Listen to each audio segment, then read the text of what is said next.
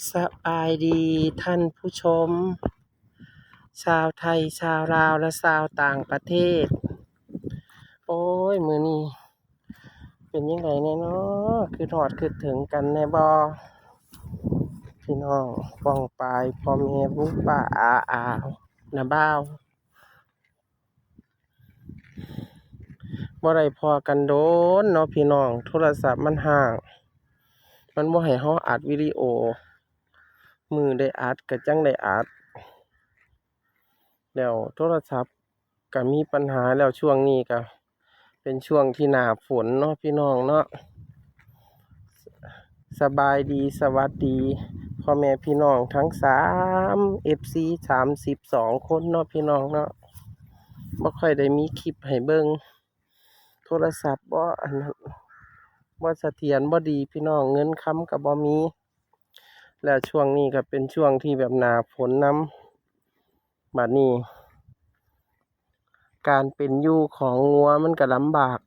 เพราะว่าเฮาอาศัยเพิ่นอยู่เนาะพี่น้องก็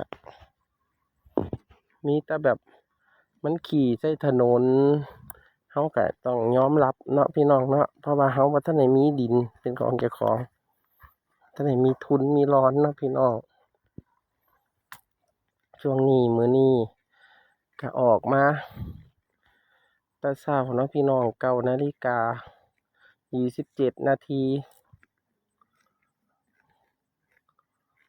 ก็เสียดายหญ้าอยู่ถ้าว่าได้ไปจากนี่เนาะพี่น้องเนาะแต่ว่ามันก็ต้องจำเป็นจะต้องไปถ้าเฮาสิเดินสายนี่เนาะพี่น้องเนาะเพราะว่าเฮาโตคนเดียวเฮาบ่มีหยังก็ช่วงนี้ก็เป็นช่วงที่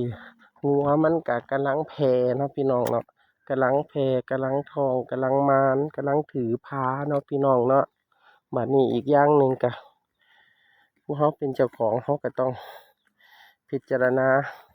สิ่งของเฮาแล้วก็พิจารณาตัวเฮานำว่ามันบ่อยู่บ่ได้เนาะมันบ่แม่นบ้านคนมันเป็นวัดเนาะพี่น้องเนาะมันเป็นของส่วนรวมบัดนี้เฮาสิมาเลี้ยงงัวนี่ก็คือซ้ำเฮาเป็นของเฮาคนเดียวเพิ่นก็เว้าถูกเนาะพี่น้องเนาะแต่ว่าก็ขอเพิ่นแล้วล่ะว่าให้มันเบิดฝนให้เบิดเกี่ยวข้าวแล้วผู้ขาจังสิไปบอกครูบาเพิ่นเนาะจังแต่ว่าช่วงนี้ก็พยายามหาหม้องอยู่เนาะพี่น้องเนาะเป็นจังไดเนาะพี่น้องทางเมียงลาวเดี๋ยวนี้น้องโตที่ป่วยก็กำลังหายเนาะพี่น้องแต่มันก็เปื่อยอยู่พี่น้องขามันเป็นน้ำปีเขาต้องใส่ยาให้มันเป็นเปื่อยแล้วแหงเป็นหนองเขาสิเอายา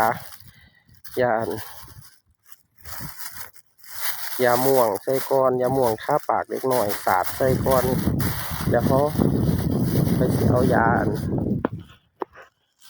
อันนี้ใส่ยากันหนอนใส่แต่วันว่าอยู่ซื่อพี่น้องงัวกับเป็นสี่ล่ะพี่น้องอ้วนบ่จ้อยกับซ้ำนี่งัวทรงนี่มันเป็นงัวไทยเนาะพี่น้องเนาะไทยย้ำมือเจ้ามันก็สิบ่อ้วนเพราะว่ามันขี่ออกแล้วเนาะพี่น้องต้องไทยย้ำมือแรงอ้วนทุกมือพี่น้องเราก็จะเอายาม่วงเนี่ยพี่น้องยาม่วงสาดใส่ก้อน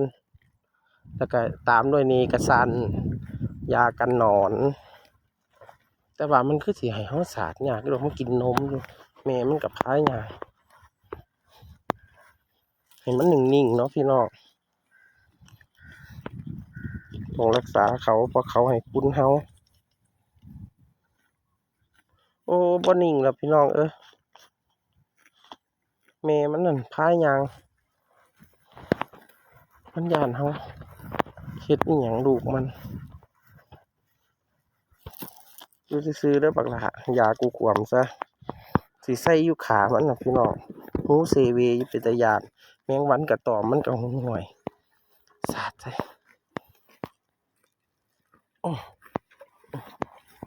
สาดใส่แล้ว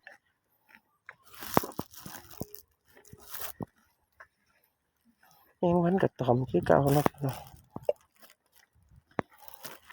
ใส่บ่ให้เลย